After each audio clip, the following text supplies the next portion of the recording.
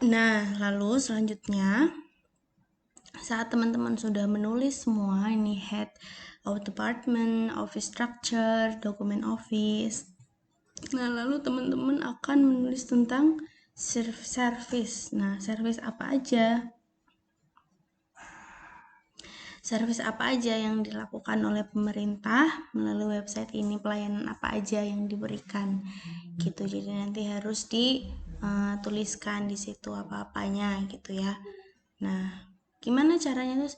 Misal teman-teman ada mau, Mbak, gimana ya caranya untuk menampilkan ini menyusun jadi main page, mana yang sub page, misal seperti itu.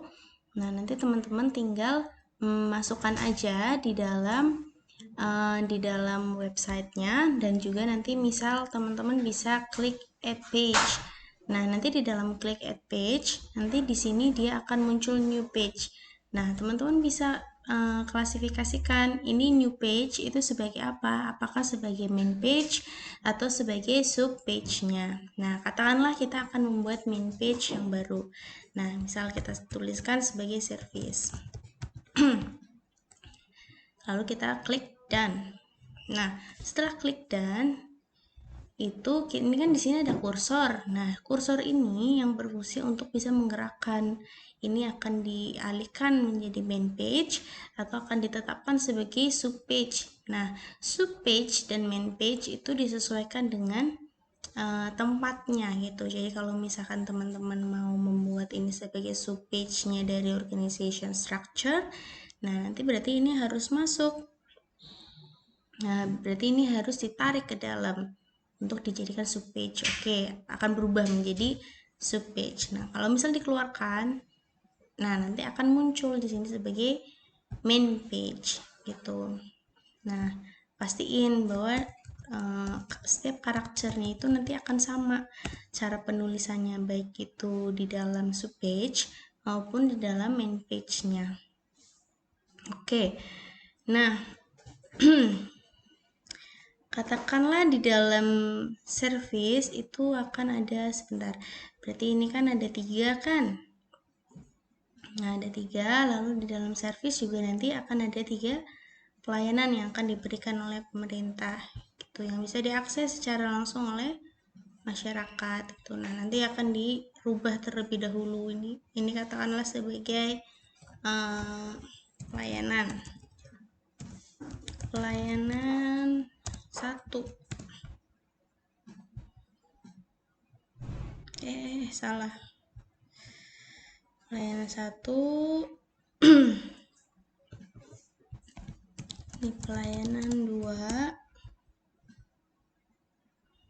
Yang di sini pelayanan 3. Nah, di sini kan akan kelihatan di sini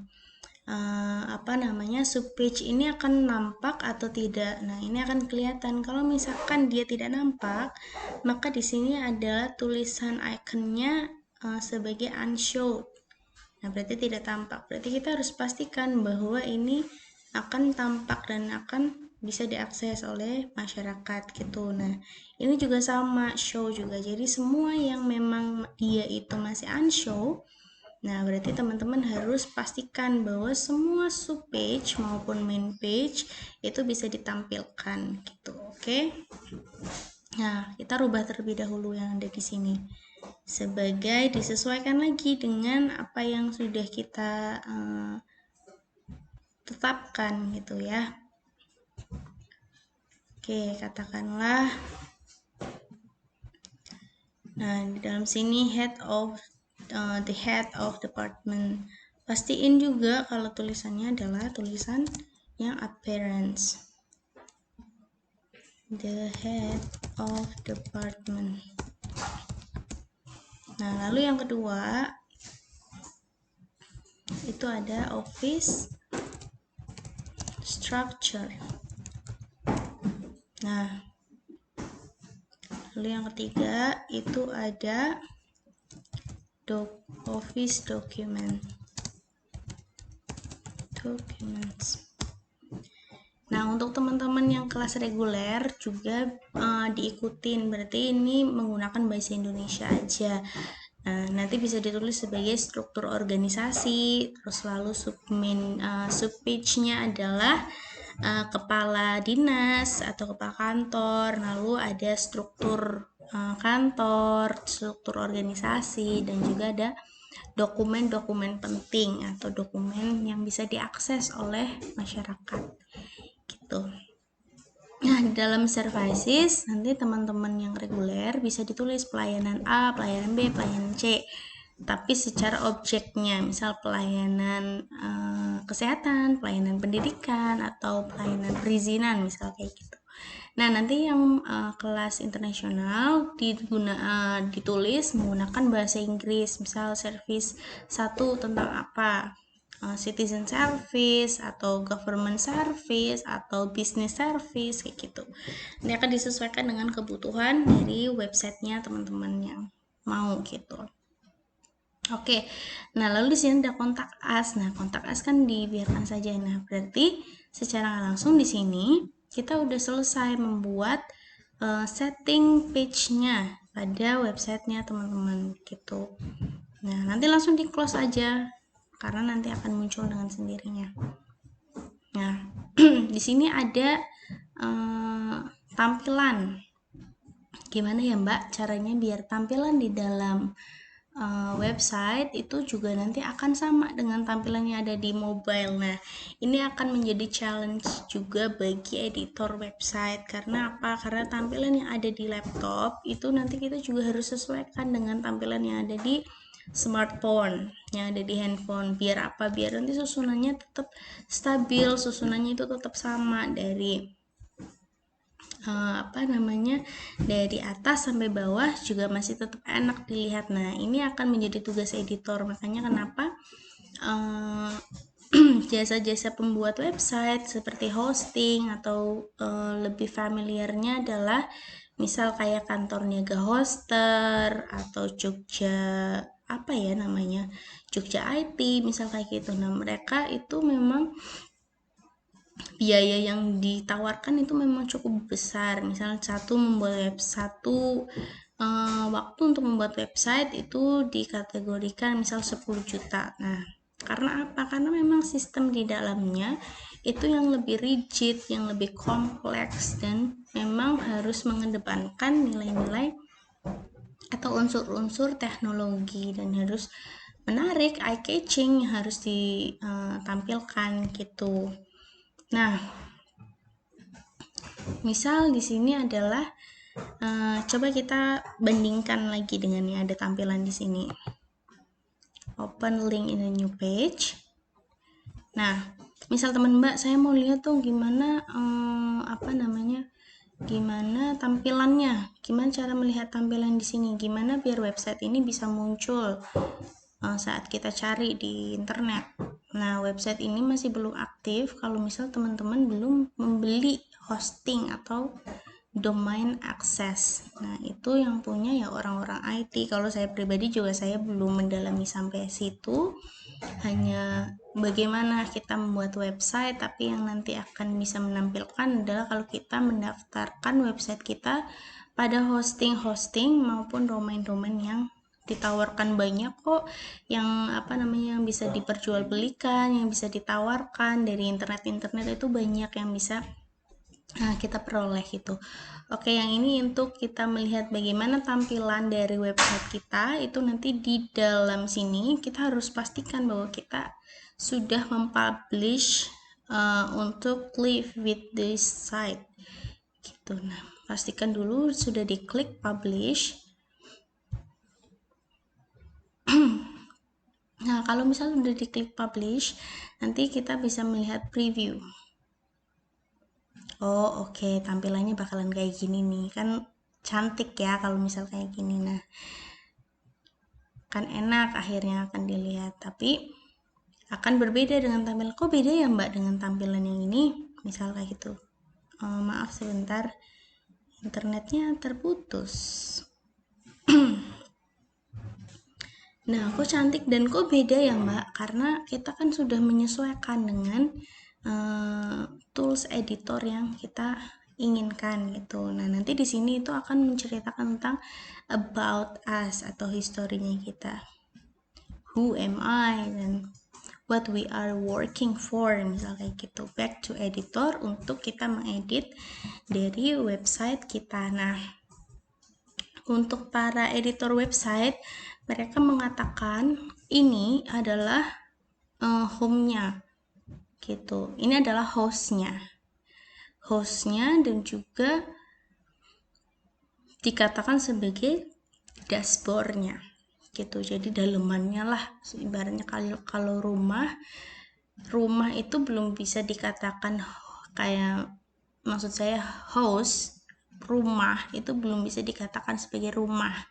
House it doesn't mean as a home. Nah, jadi rumah itu rumah akan berbeda dengan rumah. Nah, bagaimana rumah itu bisa menarik? Pastikan kalau misalnya kita mengibaratkan ini sebagai rumah, pasti ada kamarnya, ada kamar mandi, ada tempat dapur, tempat bersantai, misal kayak gitu. Nah, kita harus membuat itu di dalam dashboardnya agar tampilannya menarik, informasi yang disampaikan juga lebih interaktif dan juga lebih informatif gitu. Nah, lalu selanjutnya saat teman-teman sudah selesai membuat page dari website ini, subpage maupun main page, teman-teman harus pastikan namanya itu mau sebagai apa. Misal ini katakanlah kita analogikan sebagai website pemerintah Sukamaju. Nah, once you are put or you are decided to make the name of your website, you have to make sure that those names have the meaning, have the history, and have a value that we can inform and deliver to the citizen gitu. Jadi jangan sampai teman-teman ngasih nama ya wis lah seonone wae, misalnya gitu. Pemerintah Sukamiskin misalnya gitu. Nah, apa sih value-nya dengan nama pemerintah Sukamiskin? Jadi harus punya tagline-nya sendiri-sendiri. Misal pemerintah Kabupaten Bantul, misal pemerintah Kabupaten Bantul has a meaning and has a value about to government from government, misalnya gitu. Nah, berarti apa sih yang diesensikan oleh pemerintah? Jadi kan ada value yang akan disampaikan melalui website ini gitu. Katakanlah pemerintah kota pemerintah apa ya? Pemerintah kota Meikarta. Nah, apa yang disampaikan dari websitenya pemerintah kota Meikarta ini? Nah, teman-teman harus punya brandnya sendiri, punya tagline yang bisa diingat terus oleh masyarakat, yang bisa dikenang, yang bisa diperhatikan, yang langsung bisa diingat terus gitu sama masyarakat. Misal katakanlah contohnya adalah si Ayu Ting Ting bikin akang gendang. Nah, setiap orang yang bikin akang gendang, yang bikin TikTok akang gendang, pasti Ayu Ting Ting ini gara-gara Ayu Ting Ting. Nah, value yang kayak gitu yang harus bisa disampaikan. Jadi saat kita membuat website misal tentang pemerintah Kota Mekarta, pemerintah Kota Mekarta is live for long lasting misalnya gitu. Nah, yang punya tagline ini adalah Kota Mekarta. Jadi udah langsung melekat di masyarakat. Nah, ini yang menjadi dasar yang harus teman-teman juga harus perhatikan. Jangan sampai membuat nama tapi racto gitu loh, nggak punya esensi, wis lah yang penting jadi misal kayak gitu. Nah, berarti kan you don't put much effort to increase your creativity, your innovation gitu ya. Jadi tetap harus dikedepankan nilai-nilai tersebut gitu.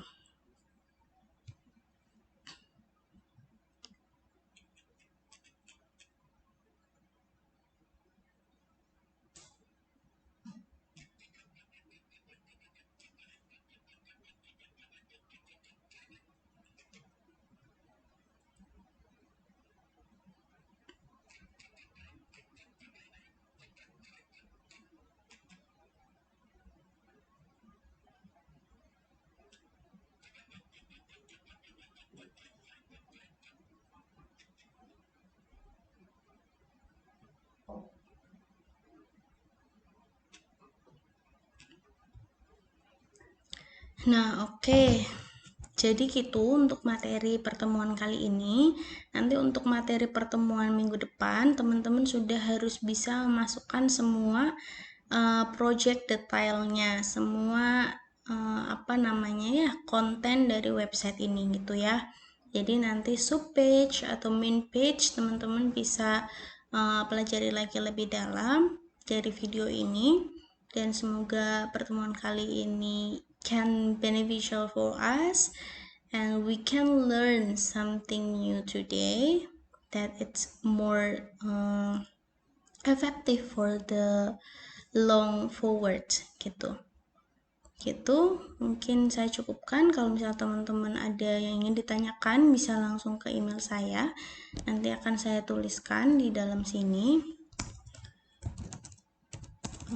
aulia.nur@umi.ac.id.